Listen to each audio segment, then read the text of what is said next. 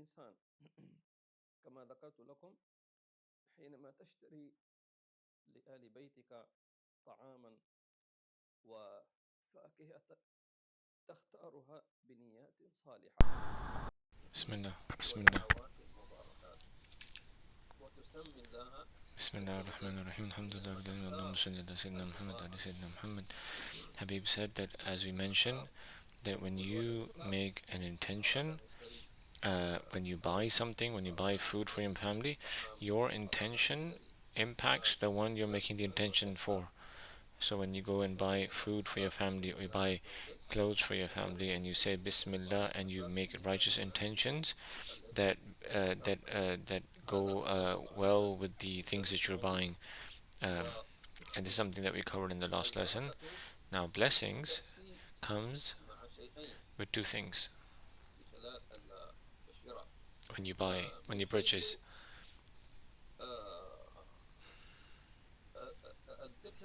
it comes when you make dhikr during purchase of that thing, like you say Bismillah, and then you buy it. And secondly, if you have an intention, a righteous intention, when these two things go together, like zikr and intention, then the barakah comes. And what do we mean by barakah? Barakah means shaitan stays away from that thing, because the presence of shaitan removes the barakah. Whenever shaitan tries to eat with the family, or that means there's no barakah in the food, in the time. And how does shaitan flee? Shaitan flees from the dhikr of Allah Azza wa Jal. He mentioned when the person remembers Allah while entering the house. So if a man enters a house doing dhikr, then the shaitan calls out to its other minions, saying, there's no rest for you here, there's no bed space for you here, go look for another house. And and all because this man said the dhikr, Allahumma inni as'aluka khair al-mawlaja, khair al-makhraja. And similarly, when the time for having his meal comes, dinner or lunch, and then he says Bismillah, then shaitan says there's no food for us here. And this is indication that shaitan actually eats with people and sleeps with people and spends or finds abode in the houses of people. And all this is because people forget to remember Allah Azza wa Jal. And then, why did the Prophet ﷺ in the hadith specify the men in this hadith? Because there are women in the house as well. There's spouse, there's mother, there's children. Everyone is expected to read the dhikr, but the head of the house, because he is responsible, or he's responsible for this house, it all revolves around that person. Meaning he does dhikr on behalf of the rest of the family. When it comes to eating, when he says Bismillah,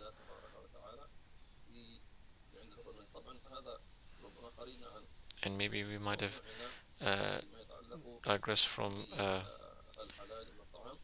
the topic.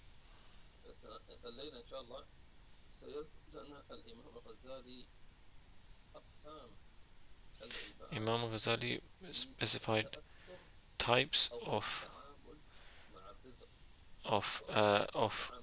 servants of Allah when it comes to how they how scrupulous they are when it comes to getting halal food.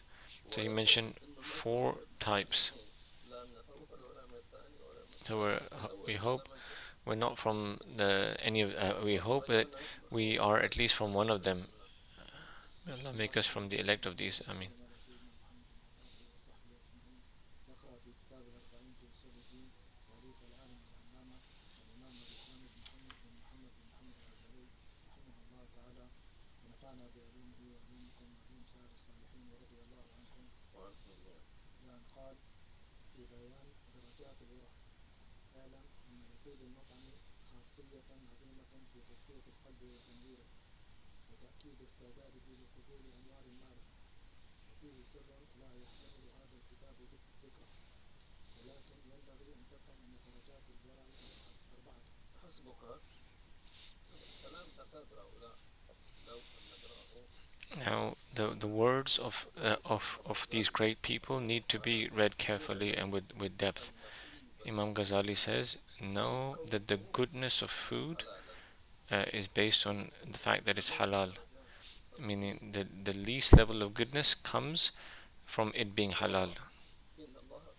And Allah is good and He only accepts goodness. So He says, know, and knowing here requires knowledge, and doesn't mean a speculation or and Habib said that when you see these great scholars, the spiritual guides, and when they say i'lam, which means no, it's like an emphatic no. It means that whatever he's saying it's the truth. It's confirmed. It's not something that he has he speculates or he has doubt in, or he's just thinking about it. He said, know that the goodness of your food has a great impact on the illumination of your heart. Every one of us wishes to have their hearts illuminated and purified. A lot of things purify and illuminate the heart, like dhikr and reflection and contemplation. There's no doubt in that. They illuminate and they purify the heart. But dhikr and contemplation and Quran and pondering and reflection, when do they purify the heart? When the food is halal. Meaning, if a person is eating haram, then even if he remembers Allah a million times, it doesn't. It's like a person prayed with a dress that it has spiritual, that has impurity on it, even though he might have wudu, even though he might have taken ghusl, but and even though he put perfume on his clothes, but his clothes had najis on it, had impurity in it. What's the ruling of his prayer? His prayer is invalid. So he says, no, that having good food, goodness in one's food has a great impact in purifying and illuminating heart and making it ready to receive gnosis. So it's not just, the requirement is not just to illuminate and purify the heart. The purification and illumination of the heart is a means. The means to do what? Which is the goal? The goal to receive lights of illumination and gnosis of Allah Azza wa Jal. Like a person says, I have a gallon of honey, and then he says, whoever wants honey, just come with a pure vessel. So if you come with a cup or a jar that is clean and pure, but if you come with something dirty which has impurity, he'll say, go back and wash your vessel. And similarly, the lights of Allah's gnosis is the paradise of Allah in this dunya. And whoever fears the station of Allah has two paradise. And what is that first paradise? The paradise of knowing Allah Azza wa Jal in this world. Because why is it called paradise? Is because in that your spirit experiences the greatest pleasure. People nowadays think that their pleasure is only limited to their body's pleasure, like food and etc. But what about the spirit? So for this reason, the pleasure of the spirit is gnosis of Allah Azza wa Jal. It is a great paradise, to the point that the body would follow it eventually. And these things cannot be explained much. And Imam Ghazali himself mentions that in this is the secret that this book cannot encompass. This book cannot, or in other words, it's not permitted for or in other words, it won't be understood. It's only for the people who know. So whether you know or you don't know, so if you don't know, then know that having good food or pure food has an impact on your heart, on purifying your heart. And pureness of food has two types. Firstly, it is in its essence, it's halal, and the money that you use to buy it is halal. So if the food is in its essence is halal, but the money by which it was bought is haram, there's no benefit. And if the money is halal, but the thing by itself it's haram, then there's no point. There's no benefit. So if you have halal money and you get, let's say, chicken that is that that is halal, if you buy, but if, let's say, the money you have, you got it from halal, and the chicken that you're buying is halal, but the way you bought it has some kind of a cheating in it. Like a person called Habib yesterday, and he asked about certain companies that in their marketing strategy, asking about their marketing strategy, and Habib was just so amazed at the way these people uh, they go into such depths in trying to dupe and fool the customers into buying their product. So all this duping and fooling and tricking the customers is that it leads to the thing being not correct or haram. So the common person who doesn't know, he might think, oh, it's halal, there's nothing wrong. But if you delve into the matter and you think about it, you'll realize that there's something wrong in this. And so the way with which you bought it or sold it made the thing haram. So even though the thing in its essence is halal and the money you used to buy it is halal, but the way you bought it made it haram. And this is why it's so important for a person to learn the rulings of what is halal and what is haram, the rulings of buying and selling. And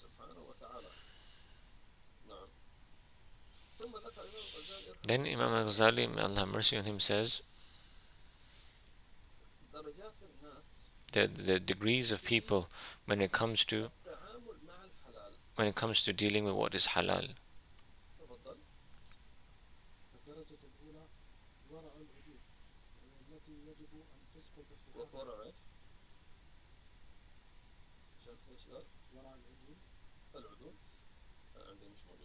ورع العدود وهي التي يجب الفسق باقتحامها، وتزول العدالة بزوالها، وهي التي تحرمها فتوى الفقهاء. معنى هذا أنه This means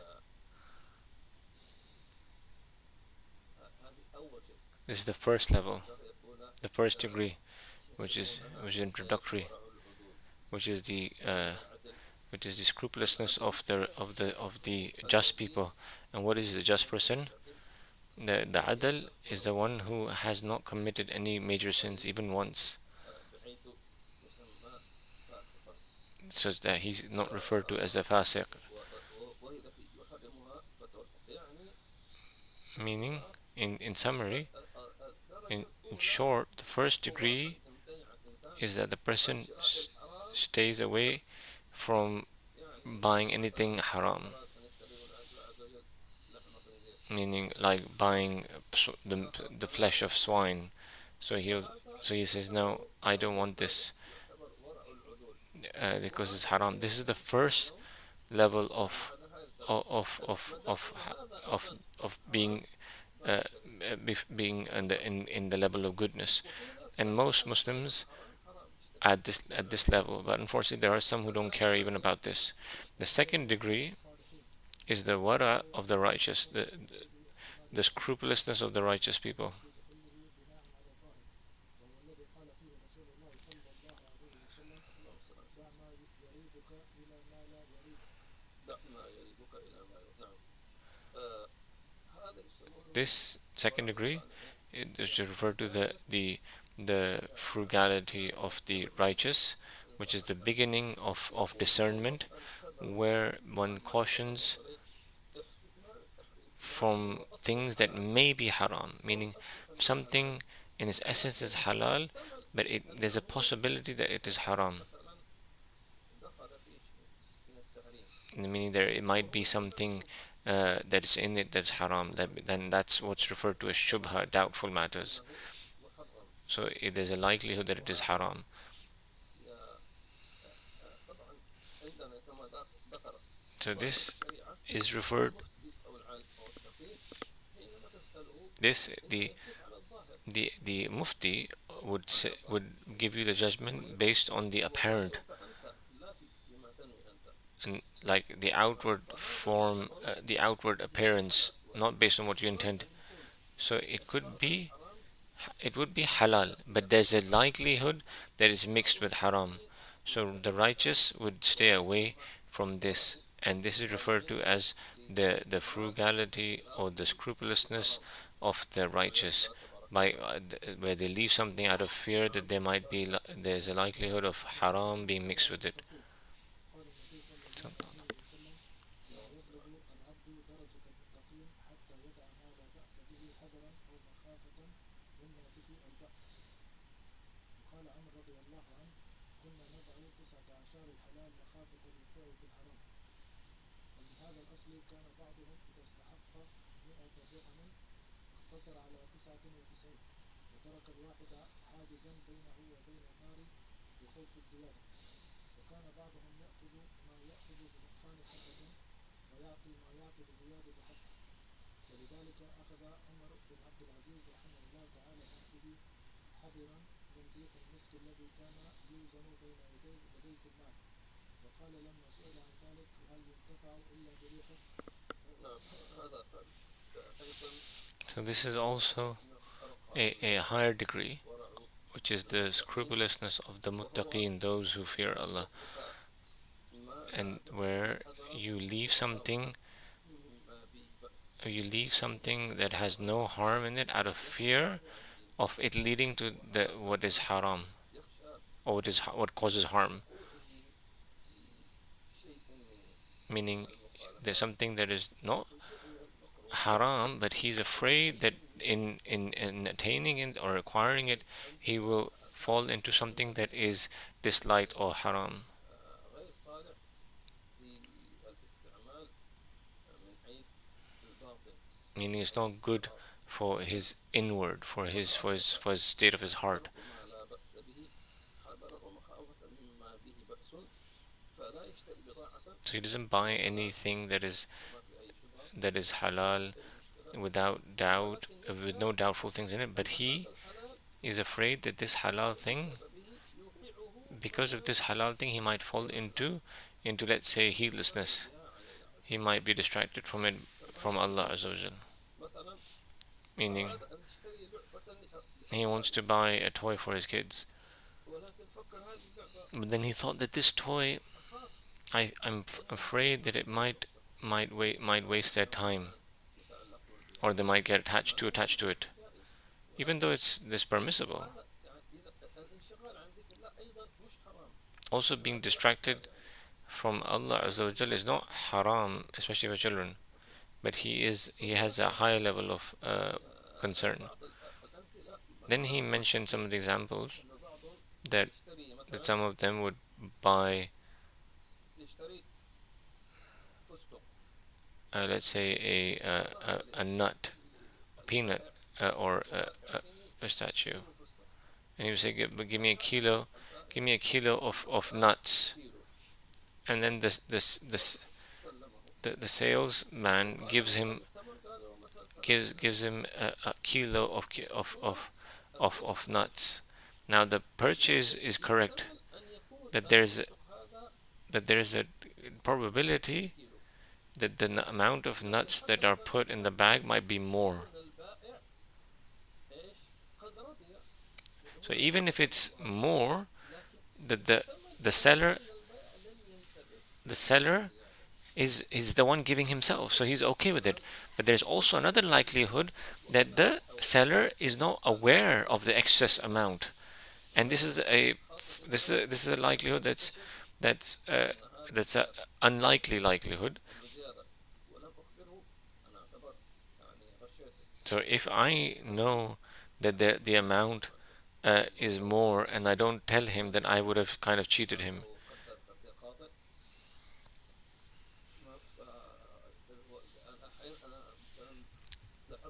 Like Habib, notice this when he goes, for instance, to the marketplace when they buy vegetables. For instance, they buy an amount, and then when they go to the people who measure it.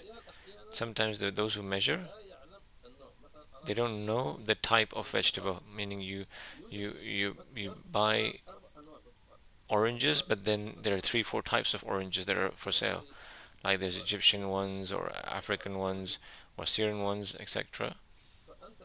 So when you put the eggs, the oranges, and this is what happened to Habib one day. He put the oranges in his bag, and then the one who weighs thought that the oranges were from Egypt, when in fact they were from another country, and the price was much different, much more. So Habib told the person this, and this is what he's been learned from his teachers, that we need to fear Allah in these matters. And people think that this is halal. They say, "Oh, I didn't, I didn't." Uh, he, he says that person didn't he didn't measure properly. He didn't know it's from Egypt. The oranges. It's not my mistake. How can you say that? If he knew, if he knew that it was Egypt's or Egyptian oranges, and he knew the weight was wrong, he wouldn't sell you those oranges. So how could you be pleased in eating what is haram? And a lot of people just carry on with these kind of trade transactions, thinking that he's smart, and he he knows how to work in the market. So, for instance, he might say, "Give me a kilo of nuts." So the muttaqeen, those who fear Allah, they would take a bunch of the nuts from the bag, and put it back into the cellar, out of fear that maybe he might have put more than what was expected. And in the amongst the early righteous um, early righteous Muslims, both the seller and the buyer would be God-fearing people. So so the so the seller would basically weigh a kilo, and then he would add a fistful on top, out of fear that I might something wrong with the scale, so I might have weighed less.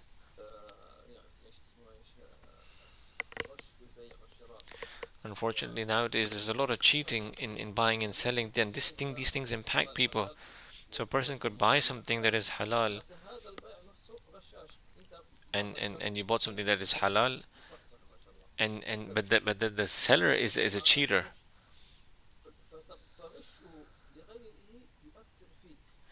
and he might not be cheating you, but him cheating other people have an impact on you buying from him. And this is another aspect that is really vast, and nowadays, unfortunately, it's very rare to find sellers who are God-fearing, and a lot of the sellers are not even Muslims in the first place. They don't care about fearing Allah or the hereafter, or because they worship the money. So it's now rare to find a seller who you would be satisfied with, that you're content that this person who's selling, his stuff is blessed, and that he's cautious about the things that he buys and he sells. And we ask Allah that He increases the number, the quantity of the people who, or the numbers of the people who are God conscious and they are traders.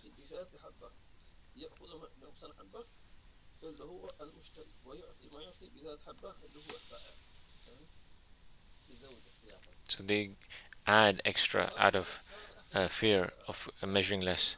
And this is one of the Sada of the Ba'alawis who who migrated to Indonesia and other countries.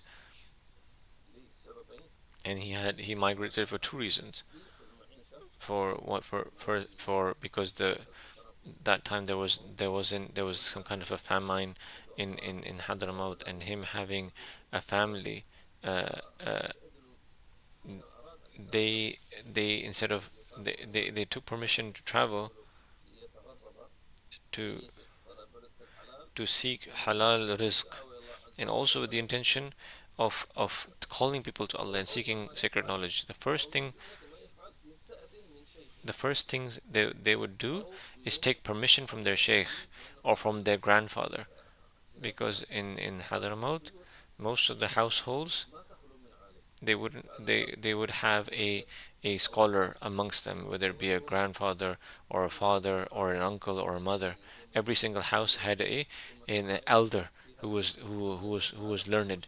So there would be a family with a grandfather, and the grandfather wouldn't just be that he's old, but he would be a old, but also he would be a scholar and a wali. So he would be the sheikh of the entire family. So they would go and take permission from that sheikh, and they would tell them, that they're going to travel to Indonesia for trade. And then the sheikh would ask him to be patient, and then they would have a discussion, a dialogue, and they would say, I have children who are young, and there's no provisions here, so what should I do?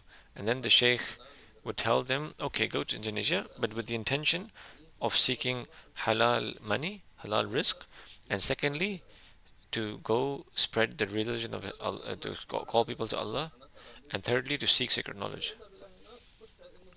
So he travels not just to get money and wealth to send to his family, but he seeks sacred knowledge there.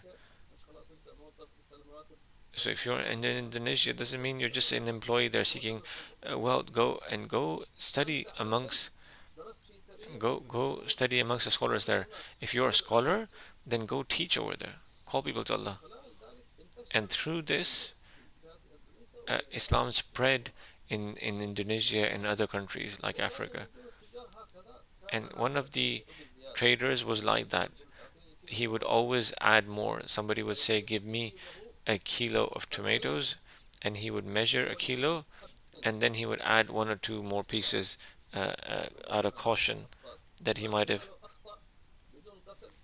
even though if he were to fault by mistake, he would even if he were to weigh wrong out of mistakenly, he's innocent. And in his way of buying and selling, a lot of people became Muslim.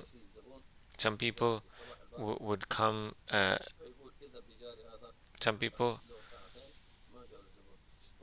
some of the shopkeepers would, and if a customer would come to them, they would say, go to that other shop.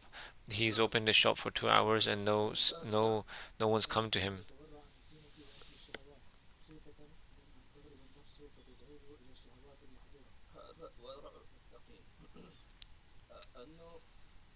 This is the wara', the scrupulousness of the or the carefulness of the muttaqin. And so this is like they do something, and they're afraid that it might make them attached to the dunya, or it might make them forget Allah. And an example of this would be, some of them would not go to big marketplaces uh, where one could be bedazzled by the things that are there, وأحيانا لا يذهب أو لا يسمح لأبنائه أن or he would not let his children go لأنه ستتعلق قلوبهم بالدنيا وهم غير محتاجين because إليها. their hearts may get سينظر إلى أبيهم uh, لن يفهم ما يطلبون وينظرون إليه بنظرة استصغار أن هذا بخل وأن هكذا وأنه ما يحبنا شوف فلان وفلان وفلان. um, they would be afraid that their children might get attached to the dunya, and then they would make an alternative for them as well. Some people nowadays, what do? غدا سنذهب إلى They say, الفلاني we'll go to this mall tomorrow. خير وبركة. إيش عندكم؟ What do you have? تحتاجوا شيء ما نحتاج شيء Do you need anything? نتفرج. No, we don't need anything. We're just gonna go hang out. We might need something. نذهب وأنت ليس So how can you go to a mall and you don't need anything and you might need something? هذه هي شيطان. This is a trick of the shaitan to convince you to go. تمام. وتدخل إلى السوق الذي أنت لا تحتاج. And then you enter a marketplace you're not in need of going to. يخرج كلامنا. And people need to understand us. We're not making things prohibited. We're just telling you that the early Muslims, righteous Muslims, would go to the marketplace with an intention, with the purpose. You need to buy clothes, go to the marketplace of clothes. If you want food, go to the vegetable market, etc. To make your direction with a purpose. And then you leave. The Prophet ﷺ said, the best places for Allah are the mosques, and the worst places before Allah are the marketplaces. May Allah help us. And don't get your kids used to spending a lot of time in the marketplace. Marketplace is not a place for just hanging out and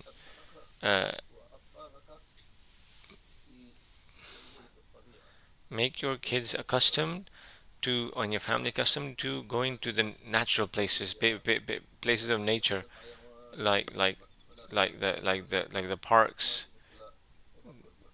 the zoos where they can reflect on the creation of Allah, or museums, beaches, where there is no mixing and nudity. So places that are appropriate, in times that are appropriate, with people that are appropriate. Meaning somebody who say, I'm going to the beach or the park with families. Choose your families, because some families have no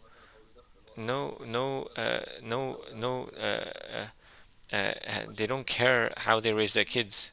They might be smoking, they might be wearing inappropriate clothes, but you're raising your kids in a certain manner, and this kind of gathering can ruin their upbringing. And you are raising your kids with virtue and dignity, and even in the clothes that you buy for them, and you choose the right friends for them that they'll hang out with.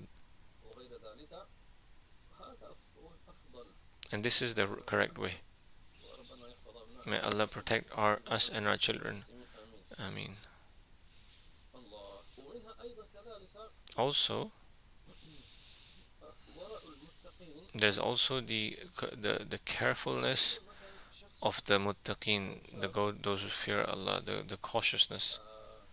There could be a young man or young woman who's afraid of fitna. When they go, if they were to go to a certain place.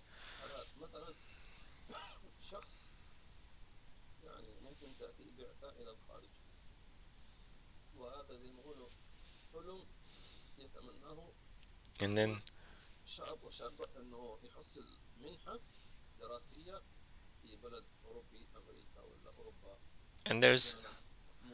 And then this is like a wish of most people in the southern hemisphere, that they would get a, let's say, a all paid scholarship in the best universities in Europe.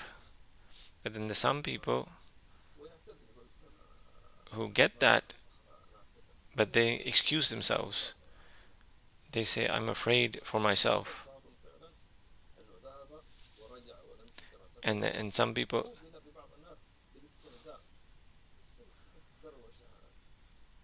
some people would go and leave and say that this place is not appropriate for me, and then people would actually mock them and call them, belittle them, calling them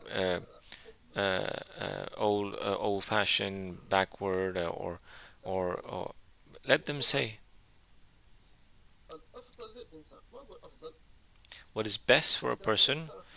If things get easy for you to go and study and learn, if you can, uh, be cautious there and guard yourself, but so then go, because Muslims are in need of you to learn. And you learn to benefit the Muslims, to benefit your country, your people, with the intent, with the condition that you can guard yourself and your principles and your virtues and your values, and you represent your religion, your country, your family. And secondly, when you go study and come back,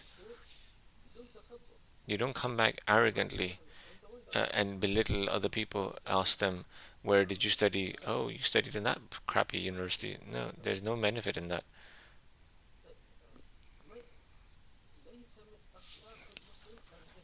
So it's not from the character of a Muslim to belittle other people's achievements or their possessions.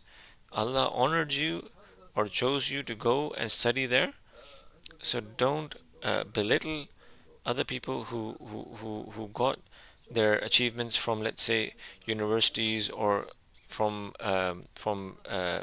less prestigious universities than the ones that you went to. And people unfortunately do this. Who are you?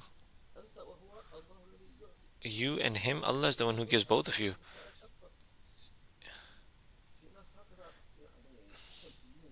And this is how some people are. Unfortunately, they're arrogant.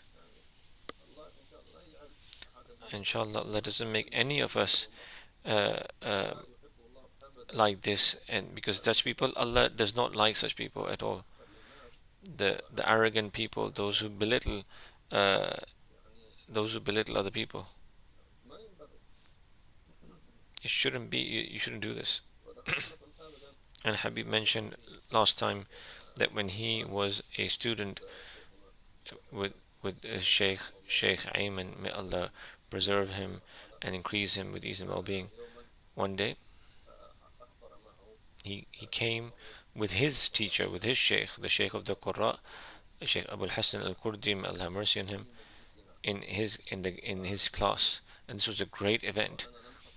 And Habib didn't know about this Sheikh Abu Hassan al-Kurdi, may Allah have mercy on him. He was the Sheikh of Sheikh Ayman. So Sheikh Ayman, Sheikh Abu Hassan, may Allah have mercy on him, he was asking from the students, from Habib, uh, to say their names and say how much they memorized from the Quran. So some of us had memorized all the Quran, and some had memorized 20, some had memorized 10 juz, but some had memorized only the small surahs. So they felt a bit like embarrassed, like, that it's a small portion that they memorized, because he saw his colleagues who had other students had memorized all of Quran. So Sheikh Abul Hasan Kurdi said, don't belittle the things that people have. Meaning, if you have memorized something from the Quran, even if it's one chapter, this is a great achievement. This is something great. This great character is that you don't uh, you don't belittle the achievements of people or what people have. All of us need to encourage our kids to keep growing, and considering this age, we need to be more and more patient because those who are out there waiting to receive our kids to destroy them are in the millions, in huge numbers. ومن ذلك ترك النظر إلى تجمل أهل الدنيا فإنه يحرك دواعي الرغبة في الدنيا ولذلك قال الله تعالى ولا تمدن عينيك إلى ما متعنا به أزواجا منهم زهرة الحياة الدنيا ولذلك قال عيسى بن مريم عليه السلام لا تنظروا إلى أموال أهل الدنيا فإن بريق أموالهم يذهب بحلاوة إيمانكم ولذلك قال السلف من رق ثوبه رق دينه. نعم رق ثوبه يعني رق الثوب means that he has somebody who wears really valuable, expensive clothes has an impact on their soul. It's not haram, it's not impermissible, but to to indulge in luxury and comfort is not required. It's not something that's impermissible. There's nothing wrong in that. But in something to the extent that it's not excessive that you spend a lot just to get a certain type, this rare item, or rare garment. Somebody would say, I just want this specific type of cloth, and this is only available in such country. In this country, it's not available in our market, and I have to call the country company, and and and, and it's so expensive. Just a meter length is so expensive, and you have to cargo it all the way. Why all of this? Isn't there an alternative, respectful, elegant, acceptable alternative here? No, his mind fixated there. This kind of excessiveness will impact you. So he says the one whose garments are very like excessive, and Islam is not prohibited, and Islam in fact prohibits one to be neglectful, or discourages one to be neglectful, and shabby looking. At the same time, not to be too um, apparent, and in everyone's face when they're with with how they dressed. A lot of the righteous Muslims, they wear clothes that are equal. They wear clothes that are similar to what the normal people wear, even though they could buy all the clothes that are in the shops because they have so much wealth. The Prophet ﷺ would wear what he would find. If he found something that was valuable, he would wear it. If he found something that was moderate, or he would wear that. If he found something that was simple, he would wear that. So this is why it is one should not look at the adornments of the people of the dunya, because that would increase your desire for getting a portion of that. So Habib remembers that one of his aunts told him, when he was in Hadramaut in Sion, she said that when she was a young child, like 4 or 5 years old, and sometimes children are playing outside the house, or in and and and that age, some of the tourists came, foreigners, some of the and there are two types of tourists. Some tourists like to go to like very elegant places, or posh places, but some like to go to traditional places. So this tourist, so a group of tourists foreigners who are non-Muslims passed by uh, his aunt, and they weren't wearing appropriate clothes. So the mother quickly ran and covered the eyes of her daughter and brought her back into the house, as if she was playing with her. Not, she didn't drag her or something like that. She did it gently. The mother put her fingers over the eyes of her daughter and took her into the house. And then when she became old, she asked her mom, "Why did you do that when I was small?" And she said that those women weren't dressed appropriately, and I covered your eyes so that it doesn't stir in you a desire to imitate them.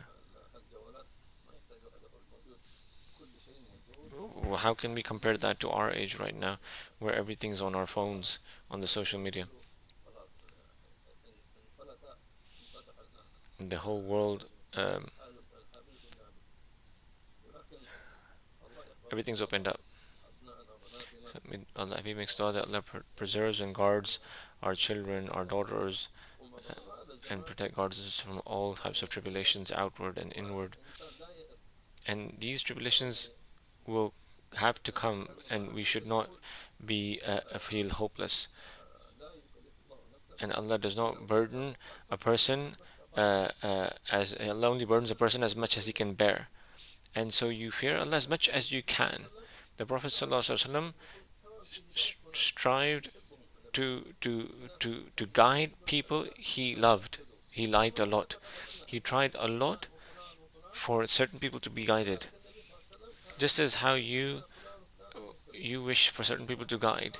And the Prophet ﷺ strived a lot to guide them, despite him being the Prophet, the final messenger, and being the most the one sent as a mercy of all mankind. But then there are some things that are in the domain of they're in the lordly domain of Allah Azza wa Jal. And then the verse came down that you don't guide whom you love. Your love was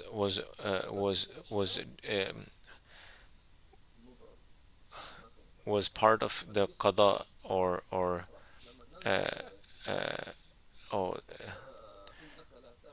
decree, but the destiny was for them to not be guided. Meaning you keep striving for them to be guided in your explaining them and in your counseling them and in your and if they get guided, that's great. If they don't, it's not in your hands. And from the things that the Prophet ﷺ loved the most, and because of that love it changed everything, was his love for the Qibla. That Allah subhanahu wa ta'ala says that we know you looking in the skies, gazing at the skies, and we will change the Qibla to that with which you love. The Prophet ﷺ used to face the Jerusalem, and he faced Jerusalem out of adab, and he didn't ask Allah that he wants to turn to the Kaaba, but his heart was attached to the Kaaba, the house of his father Ibrahim, the house built by his father Sayyidina Ibrahim. And Sayyidina Nabi Sallallahu was waiting for news to come from the heavens, and Allah says that we saw you gazing towards us to the heavens for revelation to come from Jibril. And then Allah says that we will turn you to the Qibla, to that which you are pleased with, that which you love. So turn to the Qibla wherever you may be, which is to Mecca.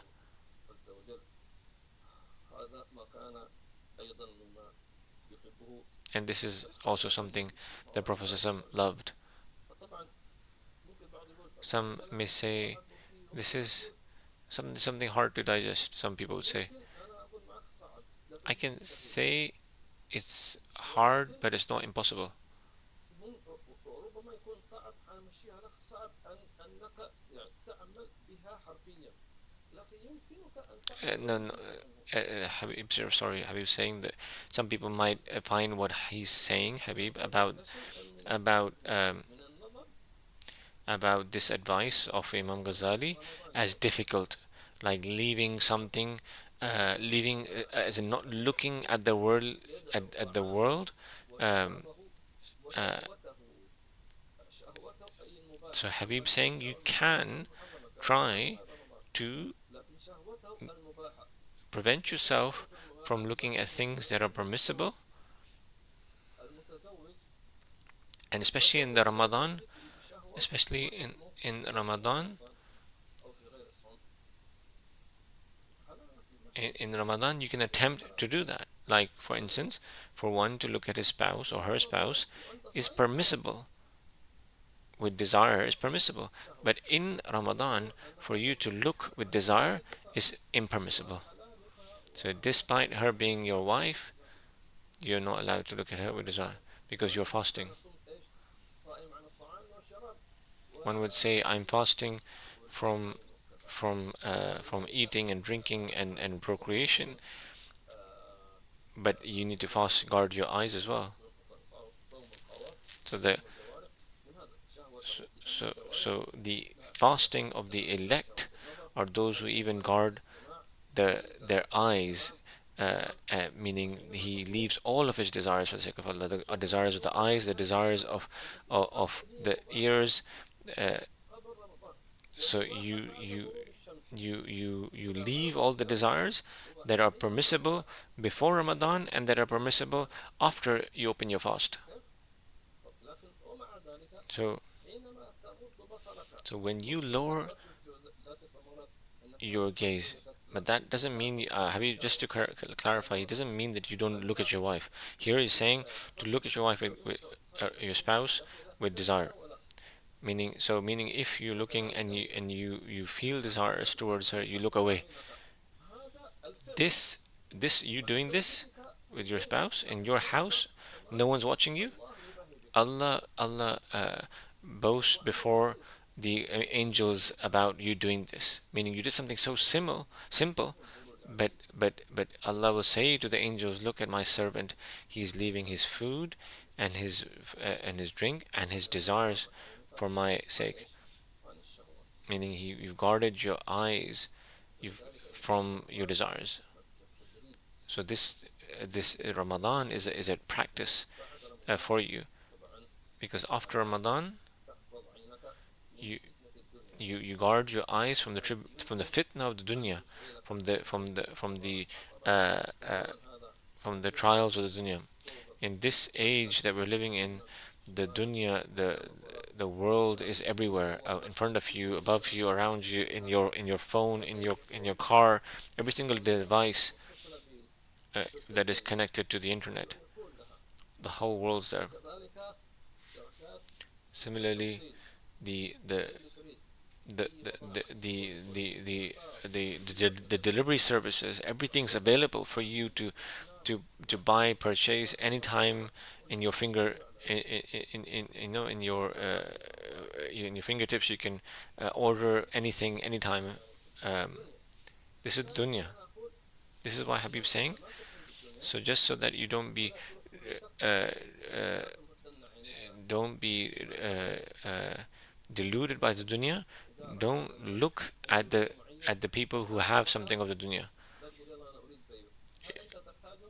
If you see people, let's say you see your neighbor who has uh, something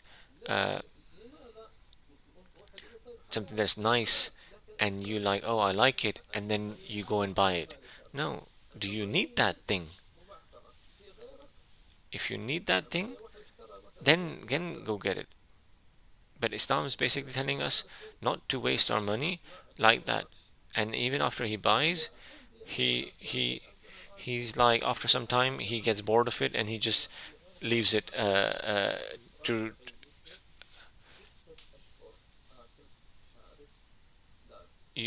you're saying, and he might waste 1,000 dirhams for buying that thing that he's not going to use for long. He says, I have a lot. I have thousands of dirhams to spend like that. But this 1,000 dirhams, you can feed a family for 6 months every single day. والله إن شاء الله Have بارك you الله ever فيك. thought about that? الرابعة تفضل. الحلال المطلق الطيب كل حلال إن نفك عن مثل هذه المخافة ولم توجد فيه أرفع. الرابعة ورع الصديقين وهو الحذر عن كل ما لا يراد بتناوله القوة على طاعة الله تعالى أو كان قد تطرق إلى بعض أسبابه معصية. ومن ذلك ما حكي أن ذنون المصري كان محبوسا جائعا فبعثت إليه امرأة صالحة من طيب مالها طعاما على يد السجاد فلم يأكل منه واعتذر بأنه جاءني على طبق ظالم أي يد السجاد. ومن ذلك أن بشر الحافي كان لا يشرب الماء من الأنهار التي حفرها السلاطين وأدفع بعضهم سراجا وسأله غلامه من بيت ظالم وشرب بعضهم دواء فأشارت عليه امرأته بالمشي والتردد قال هذه مشية لا أعرف لها رزقا وأنا أحاسب نفسي على جميع حركاتها وهذه رتبة أقوام وفوا بقوله تعالى وقل الله ثم ذرهم في خوضهم يلعبون فعدوا كل ما لم يكن لله وحده حراما وليس هذا من عشقك وعش ناصحك فادرج واجتهد أن تفيء بورع العدول الذي يفتي به الفقهاء. نعم.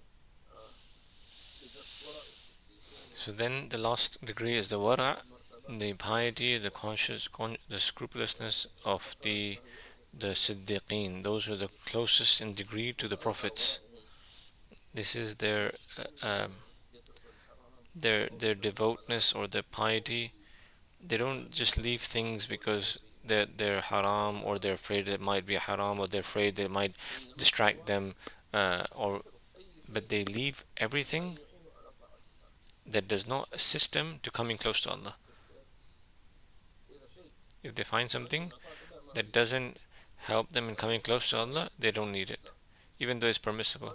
يربطون بطاعة الله They connect everything دعوة to service to the deen, to worshipping Allah, and to benefit the Muslims. They don't do anything without this intention. This is a great station, and this requires struggling. وهذا يكون بالتربية. And this is obviously through spiritual nurturing that one goes through the hands of the spiritual guides and the masters, the mashayikh, who make you see the dunya the way the Prophet saw the dunya, so that it does not impact you, affect you at all. كلام عظيم. And these are great words. ثم ذكر لنا Then he mentions أحوال uh, الجنون some of the states of the awliya of Sayyidina Dhannun and Sayyidina Bishr al-Hafi, السلاطين لأنه that some of them he wouldn't even drink from the water that was taken out from wells dug by the sultans. And this is how something Habib saw in his teachers who had this level of piety.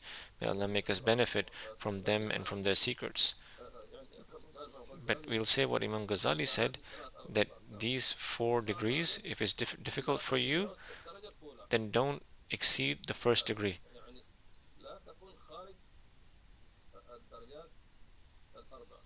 But as in, don't be outside of these 4 degrees. You have to be in one of these.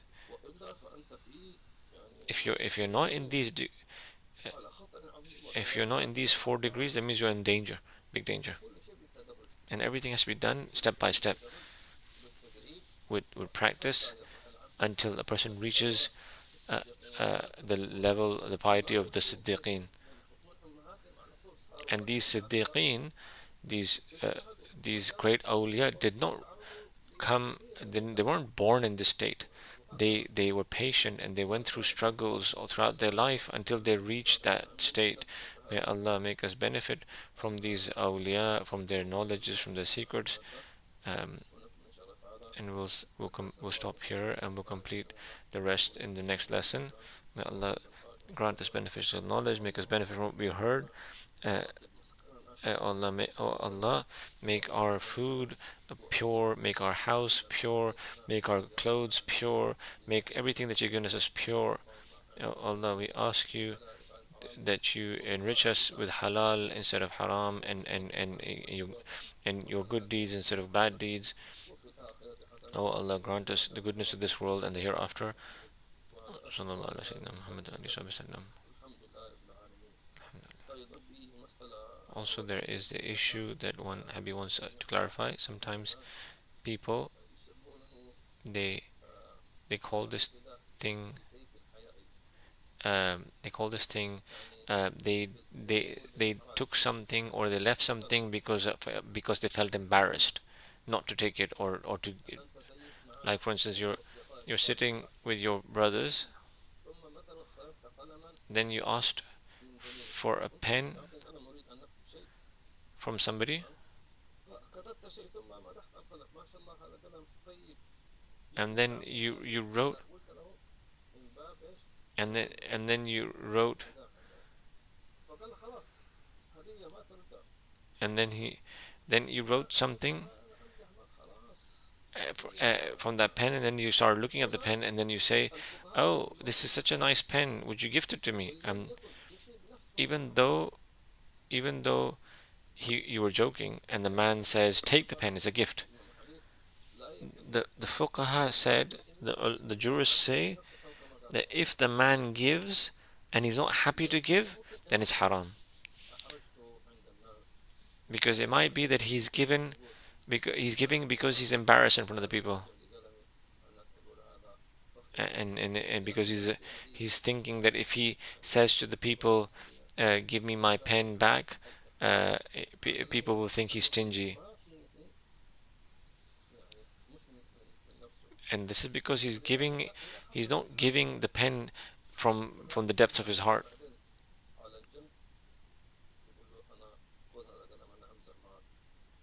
So if it happens, then when people go away, meet him on the side and tell him, "Look, take your pen back. I was just joking," until he really insists, and then you're sure that he's giving it from the heart. And then there are some people who have no attachments. Some people give just as a to save face, but some people they give from the bottom of their hearts. And this is how the Prophet ﷺ was. If somebody liked something, he would just give it to that person. And Habib says and advises to the one who feels uh, embarrassed. Somebody says, "We want to collect money to pay the debt of so and so. Everyone pay right now." This is a wrong way to do, because you're basically making people feel compelled, and people are some people might be putting 1,000 or 500, and then one person might only have 100. He might only be like he wants to only give 100, but he feels embarrassed, and he feels that he has to give 500, and then he gives 500. That 500 is haram. Like, this is something is called in Arabic that that the person is giving something because he's embarrassed not to give, or or ashamed to not give because of the situation he's put into. So the advice is Habib is giving, that if you're from the people whom, if your possession is praised, you give it away. If you give it from the bottom of your heart, then that's very good. But if you're not giving it from the bottom of your heart, then you should fear Allah, because the person you're giving that thing to thinks that you're giving it from the depths of your heart.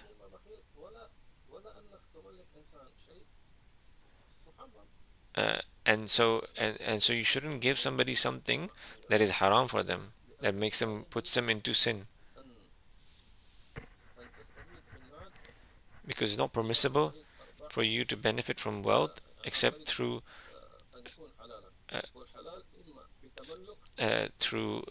except it's halal, and halal is only if you possess it you bought it, you inherited it, or you were gifted it, like طبعا في نماذج أخرى، ولكن هذه الأشياء هي أكثر شيء these are the, أسأل الله عز we وجل ask Allah Azza wa Jal that He makes us benefit from what we heard. Alhamdulillah Rabbil Alameen.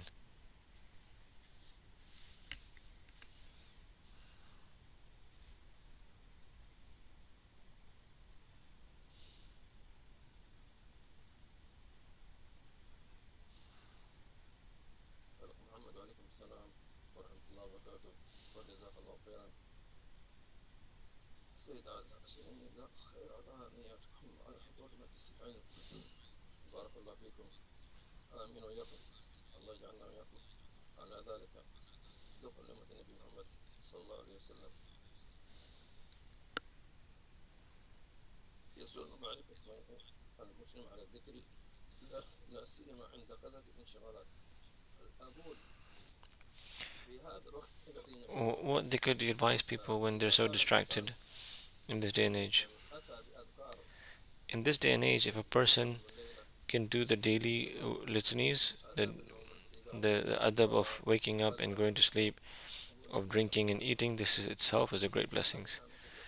This is a great blessing. فضلا عن الذكر الأول Let alone the other dhikr of, if somebody does dhikr walking and sitting, this is a great blessing. اللهم أعني على ذكرك What helps him is to make dua, say Allahumma a'inni ala dhikrika wa shukrika wa husni ibadik, and then to schedule your time, and then to be in the company of the righteous, those who help you in staying in that state, and then لم يكن ملزمة أو شيء إجباري. to look at the things that preoccupy you, or the people that preoccupy you. Ask yourself, do you need these things? Do you need to be with these people? And unless you really have to, then you stay away from those things or those people. إن شاء الله سيحصل هذا في وقته. الأخت سامية وجزاكم الله خير، أخت فاطمة وعليكم السلام ورحمة الله وبركاته وجزاكم الله خير، كذلك جزاكم الله خير إن شاء الله. استودعكم الله الذي لا تضيع ودائعه.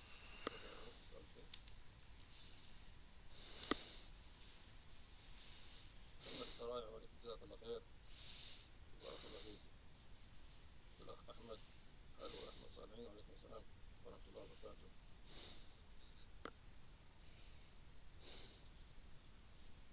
الأخ ماني جزاكم الله خير كذلك أنتم، بارك الله فيكم، استودعكم الله الذي لا تضيع